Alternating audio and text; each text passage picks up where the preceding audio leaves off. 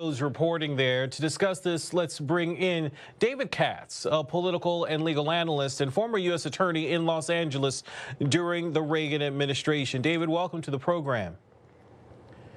Great to be with you. Sure. So first, let's talk about this question of proof from the Trump administration that there was indeed a threat of an imminent attack from Iran that led to President Trump ordering General Soleimani's killing.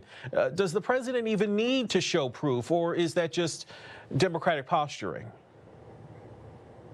Well, you know, President Trump hasn't produced that proof, and of course, he should have produced it. In fact, he should have given it to the 4 Democratic members of the intelligence committees and the speaker, too, so that they could evaluate it. They've done that confidentially. Nobody leaks anything. So he kept it from Congress. He kept it from our European allies. He kept it from NATO.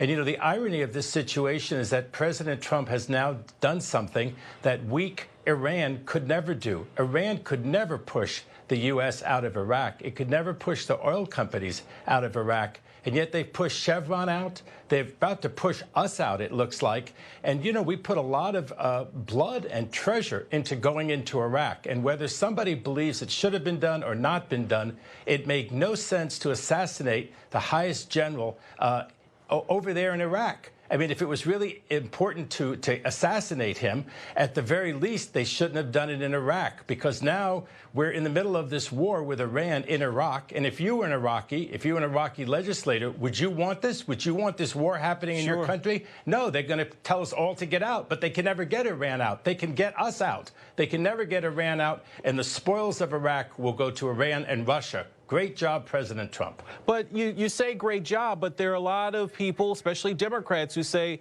the president threw out the first salvo here and really started what will develop into a war between the U.S. and Iran by killing General Soleimani. I was being sarcastic. When I said great job, I was being sarcastic. When I said great job, I was being sarcastic. Terrible job. Yeah. Okay. Right. We want to clear that up, because if the president did indeed start this war between the U.S. and Iran, the president's position is that there was this imminent threat, that he had to protect American interests. What about that? Doesn't the commander-in-chief have that right?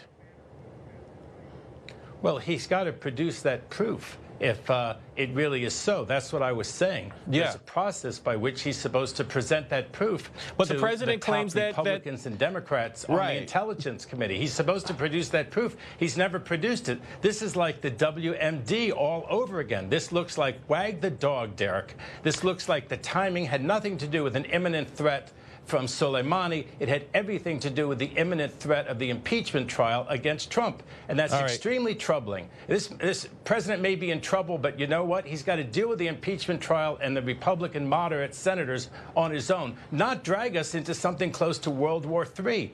People who don't know anything about the news are really scared about what's happening right now. They're really scared about it. People are scared to be in Europe. They're scared to be in New York City, right? Well, David, they're scared to be on a base for sure. Stand by for me, though. Yes, I want to bring in Republican strategist Chris Prudhomme on this. And Chris, you know, David Katz is saying people are scared about President Trump throwing out what many believe to be the first salvo in this conflict between the U.S. and Iran. But the president says he had to do it.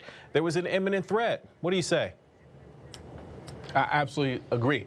We have to do something. Look, people should be scared of, should have been scared of the general.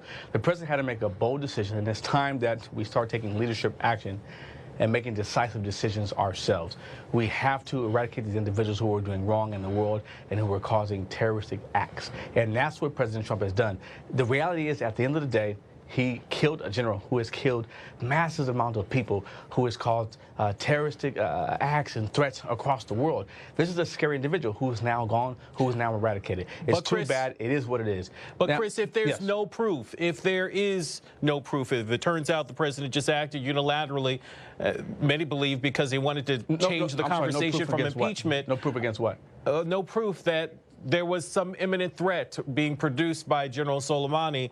You know, there are many people who believe the president just wanted to change the conversation from impeachment by ordering this strike against Soleimani. Then what? Does the president have blood on his hands? Well, Look, certainly it's not blood on his hands. I mean, the reality is, you can say whether people want to argue it's a rabbit hole, imminent threat or not imminent threat. The reality is that the general has killed numerous amounts of people. That is the bottom line. I mean, hundreds, thousands of people. That's what the reality is. So people can argue what they want to argue.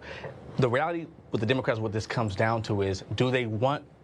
Was the timing issue? That people say, oh, well, it wasn't the right timing. Should they have done it now? Well, if that's the case, were we going to wait for Iran to do something to attack us potentially a month from now, today, yesterday? What were we actually waiting for? He's taking decisive action, and that's what this is about. And it's unbelievable that individuals are so upset about this. Look, Iran, they put an $80 million bounty on President Trump's head. You have a comedian, George Lopez, who's joking around, laughing about, about taking half of that. It's absolutely ridiculous. That just goes to show the amount of power that this general had, and that's what this is about. Now, should it have been done differently? People argue. Perhaps it could have been, but as the president of the United States, there is intelligence that he has that is much more than what you and I see or any other official or members of Congress see. This is about making our country more safe, getting things done, and being productive. That's what this whole situation is about. Yeah. And this is about being solution-oriented, and that's what President Trump has done.